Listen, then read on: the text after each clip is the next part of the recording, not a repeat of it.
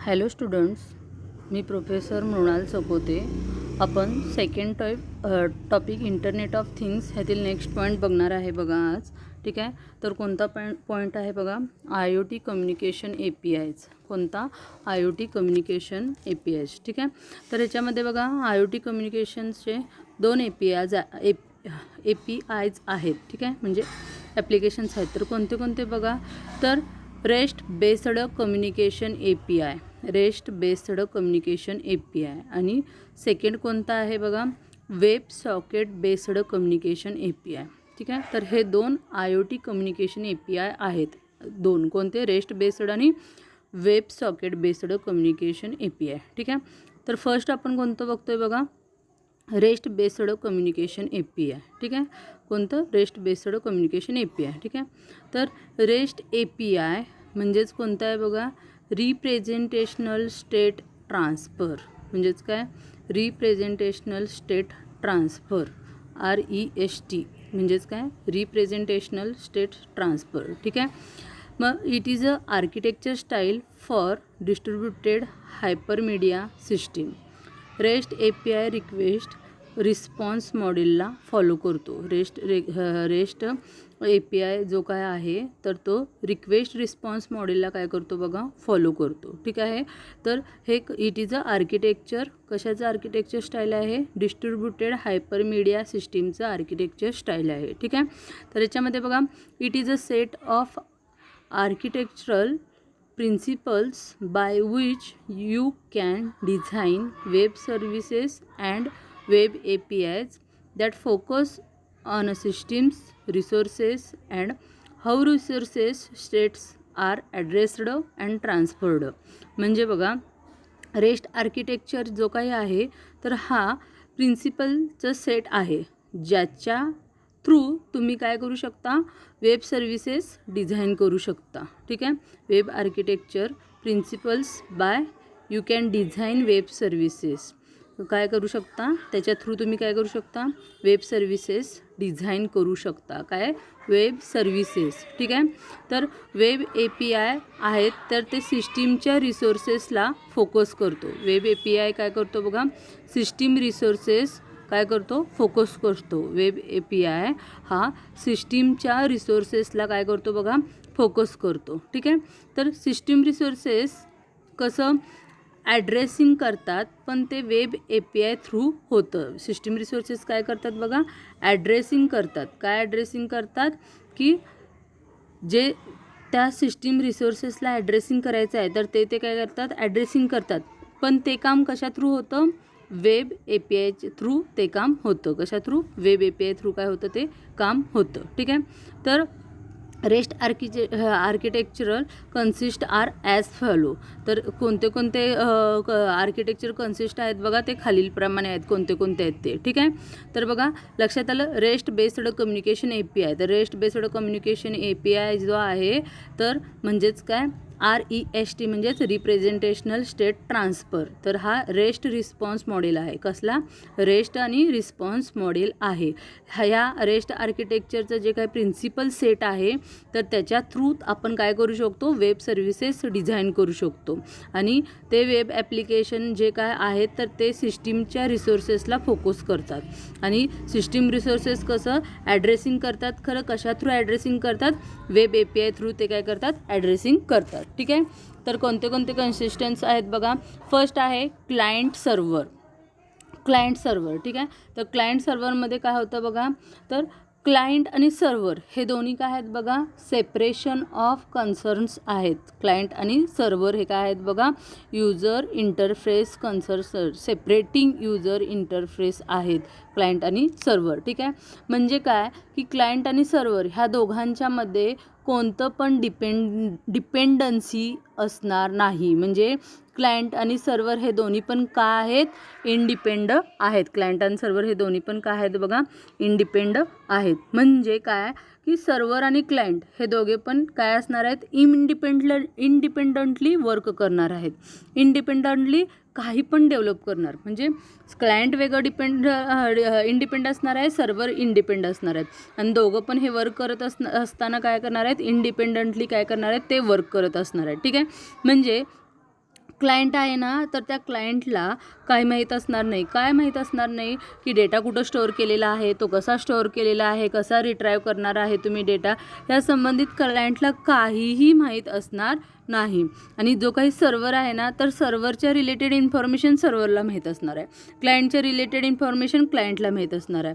सर्व्हरचे जे काही सर्व्हरचं जे काही सर्व्हर रिलेटेड आहे, तर ते सर्व्हर आणि क्लायंटच्या रिलेटेड क्लायंटला. आणि हे दोघांचं पण काय असणार आहेत बघा, की क्लायंट आणि सर्व्हर हे दोघं पण जे काय आहे तर ते सेपरेशन अलाऊ करतात. सेपरेशन काय करतात, ते अलाऊ करतात, कारण की हे दोन्ही पण वर्क करत असतात. इंडिपेंडंटली काय करत असतात बघा, ते वर्क करत असतात.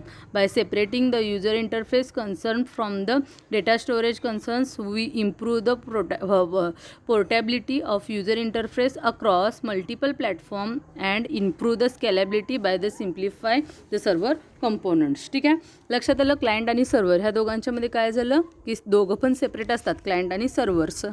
ठीक आहे. त्यानंतर नेक्स्ट काय आहे बघा, स्टेटलेस. नेक्स्ट काय आहे बघा, स्टेटलेस. मग स्टेटलेसमध्ये पण सेम काय बघा, एक क्लायंट आहे, एक सर्व्हर आहे. ठीक आहे.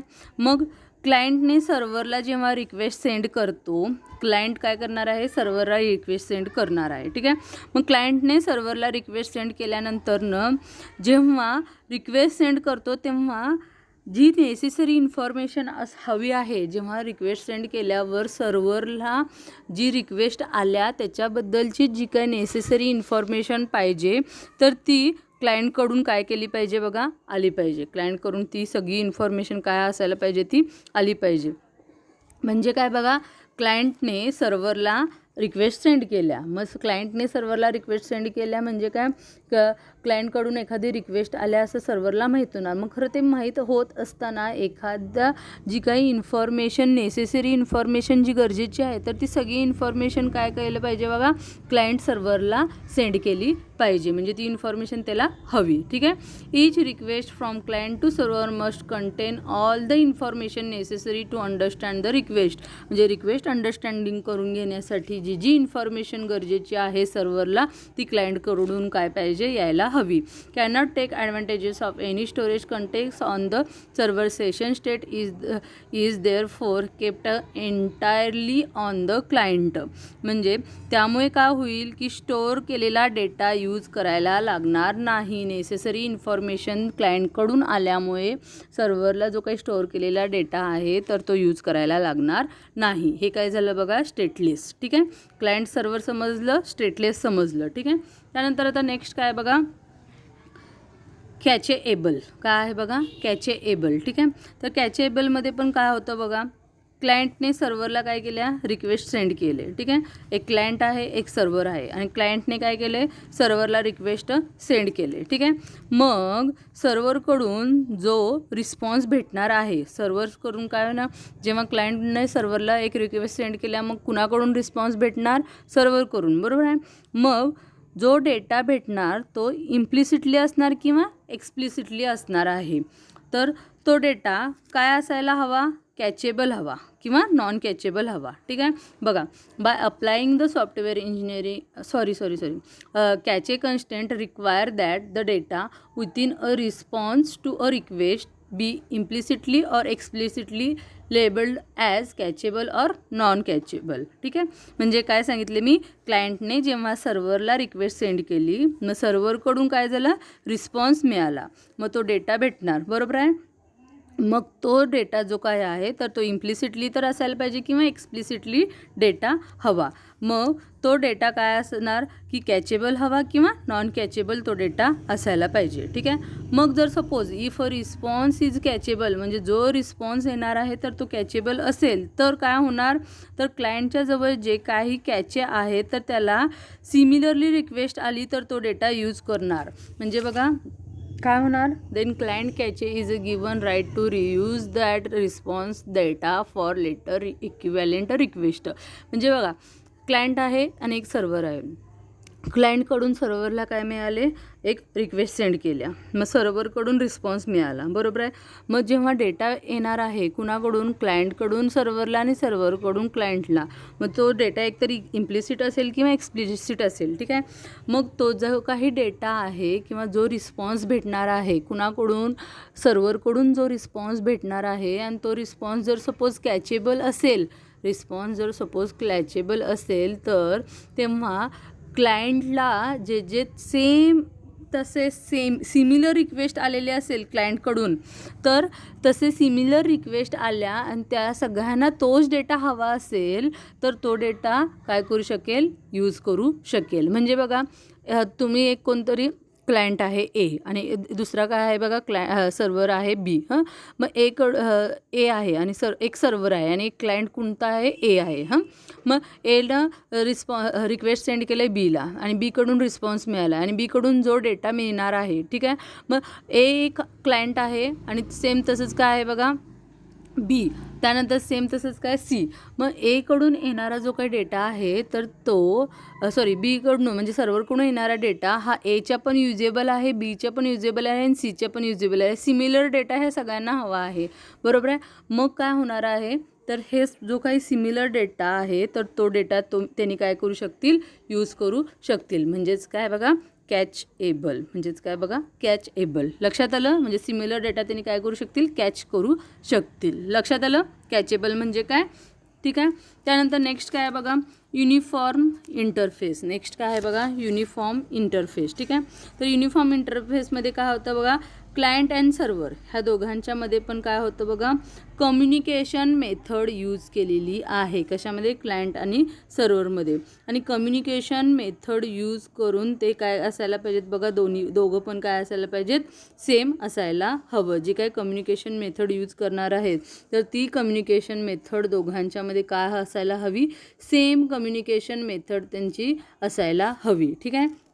म्हणजे क्लायंट आहे आणि क्लायंटने काय केले, जे पण रिसोर्सेस रिप्रेझेंट आहेत तर ते होल्ड करणार. कशामध्ये, तर रिसोर्सेसला जे काही अपडेट असेल, डिलीट करण्यासाठी जेवढे पण इन्फॉर्मेशन असणार आहे तर ती सर्व इन्फॉर्मेशन अवेलेबल असायला हवे. कशामध्ये, तर त्या क्लायंटमध्ये असेल किंवा त्या सर्व्हरमध्ये, ठीक आहे.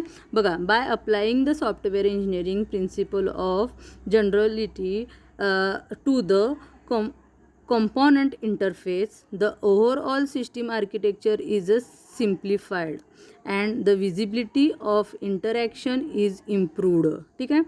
In order to obtain uniform interface, multiple architecture constraints are needed to guide the behavior of component, ठीक आहे. म्हणजे मल्टिपल आर्किटेक्चर ह्याच्यामध्ये काय केलेलं आहे, कन्स्ट्रेंट केलेलं आहे, are needed to guide the behaviour of components. REST is defined by 4 interface constraints: identify of resources, manipulation of resources through representation, self-descriptive messages, and hypermedia as a engine of a application state, ठीक आहे. म्हणजे काय की client जे पण resources represent करणार आहे किंवा जे पण रिसोर्सेस तो होल्ड करणार आहे तर त्यामध्ये काय होणार आहे, त्या रिसोर्सेसला जे काय अपडेट असेल, डिलीट करायची जेवढे पण इन्फॉर्मेशन असायला हवी तर ती सर्व इन्फॉर्मेशन त्याच्यामध्ये काय असायला पाहिजे बघा, अवेलेबल असायला पाहिजे. म्हणजे युनिफॉर्म युनिफॉर्म इंटरफेस, ठीक आहे.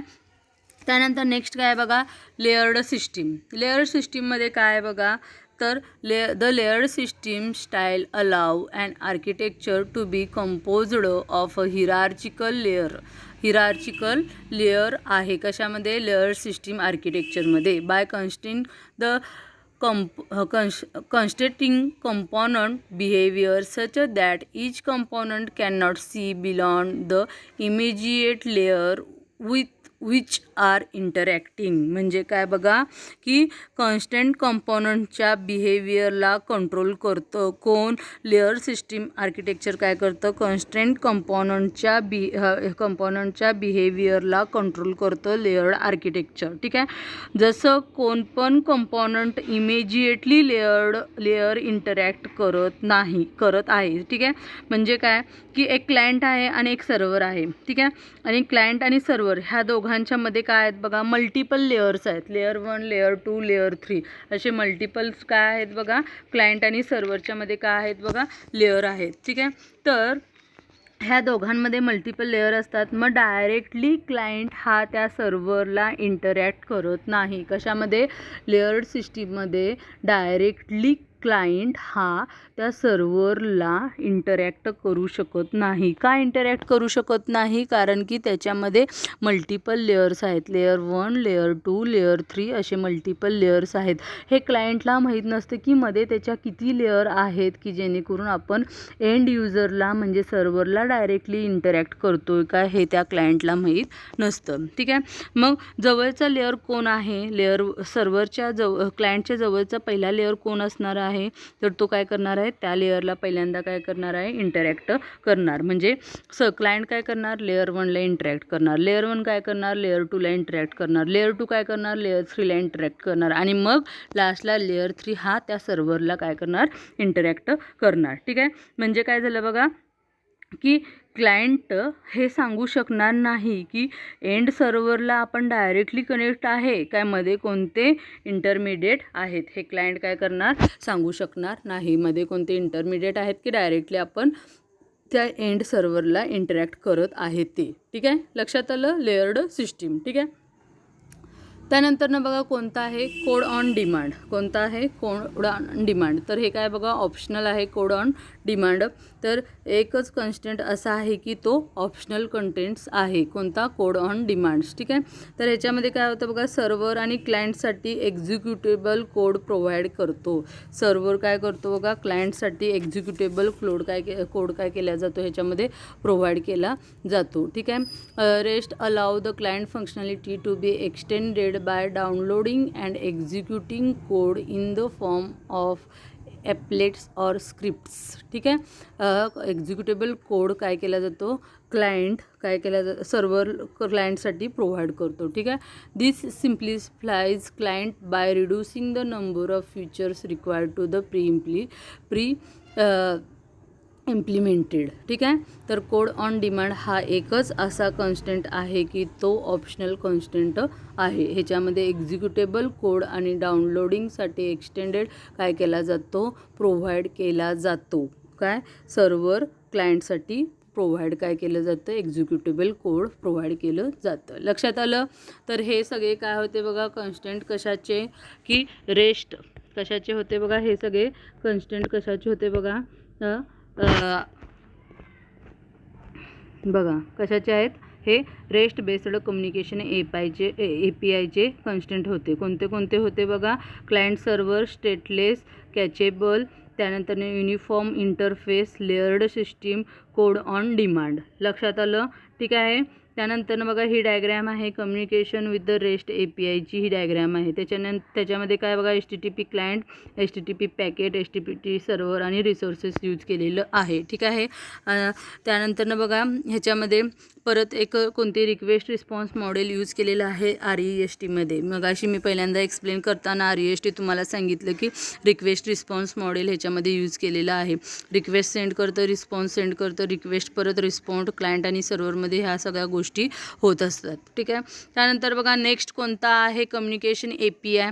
दोन कम्युनिकेशन API आहेत म्हणून तुम्हाला मी आधीच सांगितलेलं. एक म्हणजे REST म्हणजे रेस्ट बेस्ड कम्युनिकेशन API आणि दुसरं म्हणजे बघा web socket based communication API. ठीक आहे, तर आपण आता कोणता बघतोय बघा, web socket based communication API. ठीक आहे, तर web socket based communication API हे काय आहे बघा, बाय डायरेक्शनल आणि फुल डुप्लेक्स कम्युनिकेशन आहे. म्हणजे क्लायंट आणि सर्व्हर ह्या दोघांच्यामध्ये बाय डायरेक्शनल आणि फुल डुप्लेक्स कम्युनिकेशन होतं.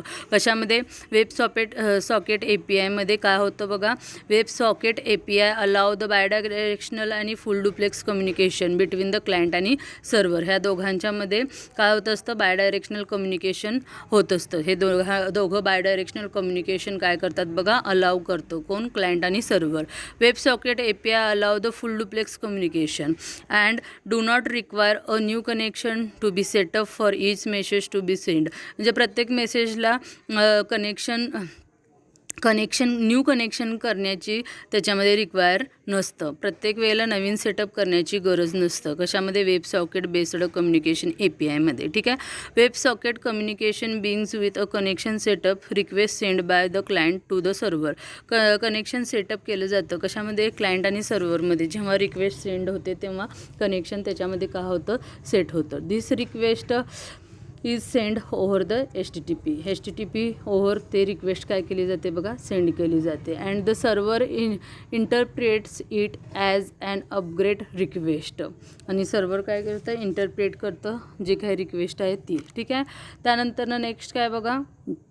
If the server support the WebSocket protocol, the server respond to the WebSocket handshake response. ठीक आहे. जर सर्व्हर WebSocket प्रोटोकॉलला सपोर्ट करत असेल तर सर्व्हर काय रिस्पॉन्ड करतो? तर हँडशेक रिस्पॉन्ड करतो. WebSocket हँडशेक रिस्पॉन्स करतो.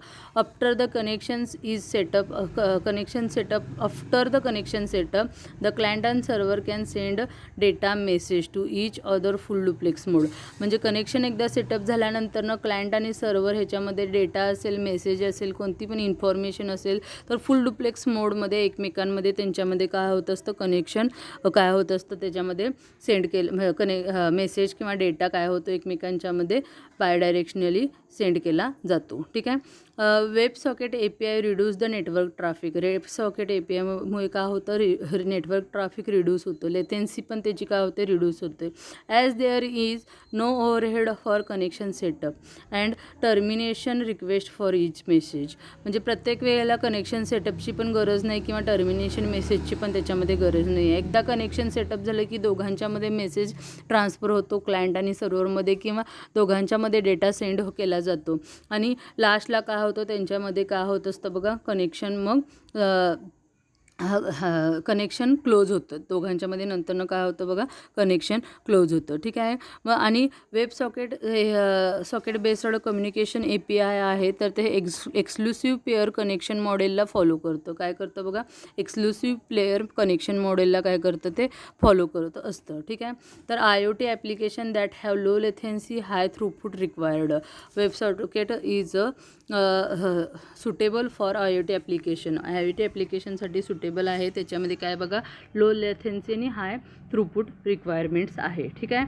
म्हणजेच बघा हे तुम्हाला वेब सॉकेट प्रोटोकॉल दिसते ज्याच्यामध्ये एक्सक्लुसिव्ह पेअर मॉडेल यूज केलेला आहे. कशामध्ये? वेब सॉकेट APIमध्ये एक्सक्लुसिव्ह पेअर मॉडेल यूज केलेलं आहे. त्याच्यामध्ये काय केलेलं आहे बघा? एक क्लायंट आहे, एक सर्व्हर आहे. क्लायंटने काय केलेलं आहे? रिक्वेस्ट सेंड केला. मग जेव्हा क्लायंटने रिक्वेस्ट सेंड केला तेव्हा कनेक्शन झाले. मग काय केलं? सर्व्हरने रिस्पॉन्स काय केला आहे? घेतलेला आहे. Response accepting the request. जी काही रिक्वेस्ट आला आहे त्याच्यावरून तो काय केलेला आहे?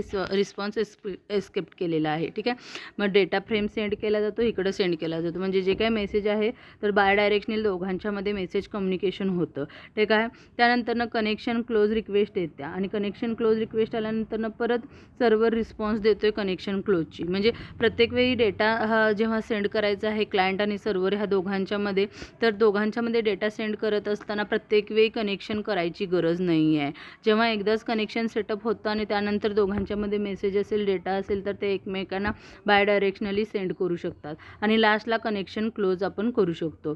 तर ह्याच्यामध्ये कोणतं मॉडेल फॉलो केलेलं आहे बघ? तर एक्सक्लुसिव्ह पेअर मॉडेल काय केलेलं आहे? फॉलो केलेलं आहे. तर एक्सक्लुसिव्ह पेअर मॉडेल आपण ऑलरेडी बघितलेलं आहे. आपल्या लास्ट लेक्चरला बघितलेलं आहे बघा एक्सक्लुसिव्ह प्लेअर मॉडेल कसं वर्किंग करतं ते. लक्षात आलं? वेब सॉकेट API लक्षात आलं? तर आजच्या लेक्चरमध्ये आपण कोणते कोणते पॉईंट बघितले बघा? एक म्हणजे IoT कम्युनिकेशन API बघितलं. क्वेश्चन पेपरला MCQसाठी हा क्वेश्चन विचारला जाऊ शकतो बघा. IoT कम्युनिकेशन APIs कोणते कोणते आहेत? तर रेस्ट बेस्ड कम्युनिकेशन API एक आहे आणि web socket based communication API आहे. ठीक आहे. रेस्ट बेस्ड कम्युनिकेशन APIमध्ये कसं कम्युनिकेशन होतं हे आपण बघितलं. त्याच्यामध्ये कोणते कोणते कन्स्टंटेंट्स आहेत ते बघितलं. क्लायंट सर्व्हर आहे, स्टेटलेस आहे, तर हे कन्स्टंटेंट पण क्वेश्चन पेपरला विचारू शकतात बघा. त्यानंतरनं कॅचेबल आहे, युनिफॉर्म इंटरफेस आहे, लेअर्ड सिस्टीम आहे, कोड ऑन डिमांड आहे. ठीक आहे. त्यानंतरनं लास्ट आपण काय बघितलं बघा? Web socket based communication API आणि वेब सॉकेट बेस्ड कम्युनिकेशन APIमध्ये कसं कम्युनिकेशन होतं, त्याच्यामध्ये कोणतं मॉडेल यूज केलेलं आहे हे आपण ह्याच्यामध्ये बघितलेलं आहे. लक्षात आलं? दोन्ही पॉईंट्स तुमच्या लक्षात आलेलं आहेत का? ठीक आहे. तर आपला हा पॉईंट्स इथं संपलेला आहे. Communication API, IoT communication API हा पॉईंट इथं संपलेला आहे. ठीक आहे. थँक्यू.